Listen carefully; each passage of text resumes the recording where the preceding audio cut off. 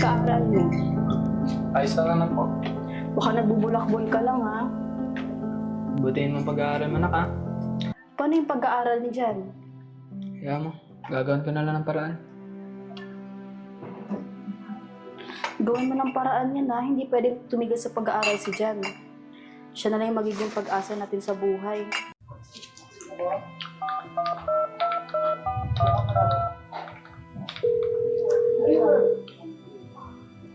Uy, Insan. Kamusta? Insan, okay lang. Ikaw, kamusta? Okay lang din. May insan akong pabor sa Insan eh. Ano yan, Insan? Baka pwede mo na tong si Jan sa inyo. Bakit, Insan? Ano nangyari? Wala kasi ako ng trabaho eh. Sunod-sunod yung bagyo. Kaya nga, Insan, kamusta kayo dyan? Ginanggaling ako ng boss ko eh. Sa pambalita yun, Insan, ha? Baka pwede mo na dyan sa inyo.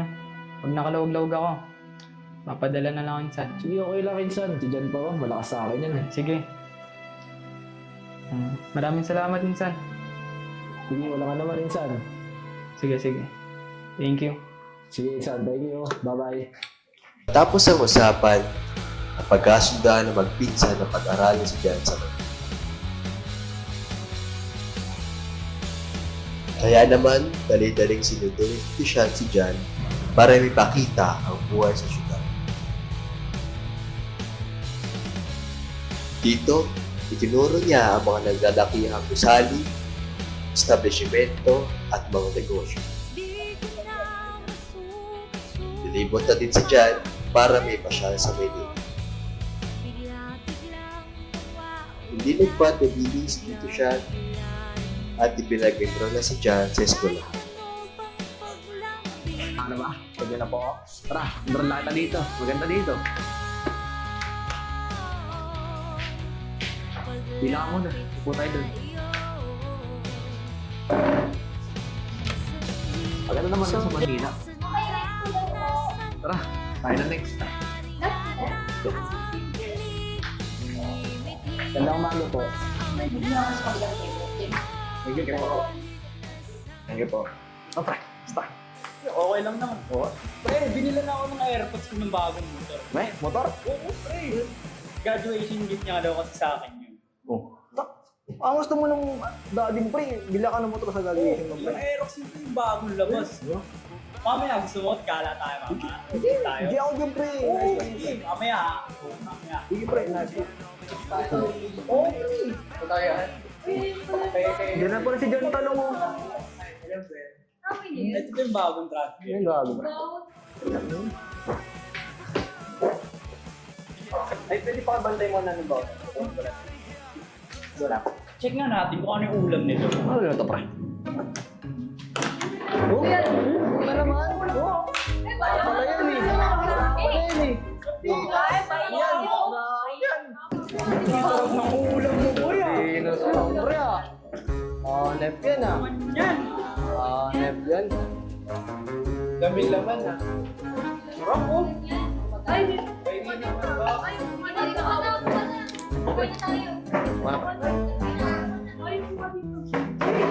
Uy!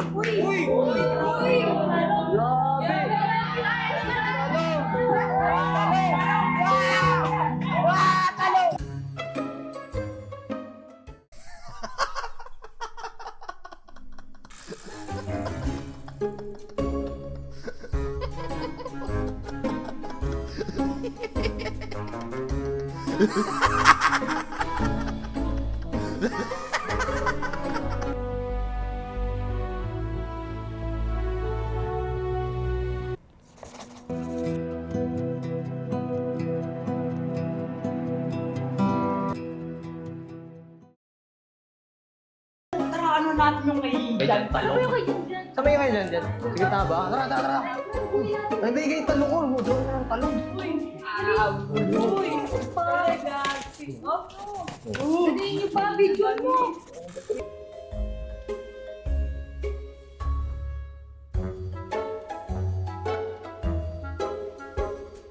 Pag-uwiwan na. Pwede ginagawa sa pamang ko to. Pwede mo nabuli.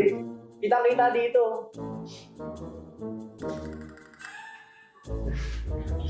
Ibo kami yan. Kitang-kita dito kayo to. Nakapungin na kami. Ayaw na talaga, bakit gusto nyo ba sa inyo itong ginagawa? Ibo kami yan. Paano pag nalaman ito ng magulang nyo? Magpasalamat kayo dahil wala pa kayo sa tamang edad. Nasa batas natin to, Republic Act 100-0627, na pwede kayong makulong sa ginagawa ninyo. Dahil dyan, suspended kayo ng 1 linggo sa paaralan na to. Spendit ka. Malinaw ba ang usapan natin? Opo, ma'am.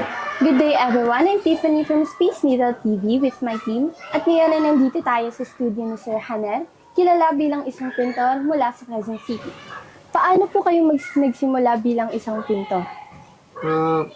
Bata pa ako, talagang mahilig na ako magpinta eh. Mahilig na mag-drawing, mahilig na ako gumawa ng mga art, sculptures. Kaya yun ang nagtulak sa akin para magtuloy-tuloy gumawa ng art. Nagkaroon po ba kayo ng experience o inspiration po bago po kayo magsimula? Marami. Gaya nung sa mga nakikita ko, kasi batang probinsya ako eh. So nakikita ko yung mga magandang nature doon. Kaya naisip ko ipinta para at least sa mga susunod na henerasyon, nakikita pa rin nila kagaya nung sa painting ko. Susunod yan, mawawala na yung mga bundok, mga puno. Eh kung ipininta ko na yan, makikita pa ng mga susunod na henerasyon. Nakikita pa nila. Bale po sa pagiging pintor niyo po ba may mga hamon or challenges po kayong nakaharap? Marami. Kagaya nung binubuli ako sa school, yung mga kaibigan ko. Parang dinodrawingan nila ako ng talong. Sa mga kabila po ng hamon na nakaharap niyo po bilang isang pintor, ano po yung inspirasyon na nag-push po sa inyo para magpatuloy? Dahil nga sa laking probinsya ako, unang-una yung pamilya ko. Kaya yung pamilya ko, mga magsasaka kasi kami. Yung pamilya ko, nanay, tatay ko, magsasaka. So, tuwing nakikita ko sila na nagsasaka, yun, ginuguhit ko sila, tapos pinipinta ko. Yun ang mga naging inspirasyon ko sa buhay bilang isang artist. Bilang isang ganap na po na pintor ngayon, ano po yung maaari niyo pong mabigay na advice para po sa mga young aspiring painters po? Para po sa Patuloy mga lang sila. nanonood po. Tuloy-tuloy lang sa pagpipinta. Gawin nyo lang ng masaya, kung ano yung gusto nyo, kung ano yung nasa puso nyo. Yun lang yung gawin nyo. Huwag kayong magpapasira sa iba, gaya ng mga negative na sinasabi. Huwag kayong magpapasira doon. Basta gawin nyo lang kung ano yung mga gusto nyo, kung saan kayo masaya. Pagpatuloy nyo lang. Huwag nyo munang isipin yung makabenta kayo ng painting kasi masisira yung direksyon nyo. Basta gumawa lang kayo ng gumawa ng maganda na obra. Susunod na yun, makakabenta na kayo. Yun lang naman yun. Yes po. Sige po.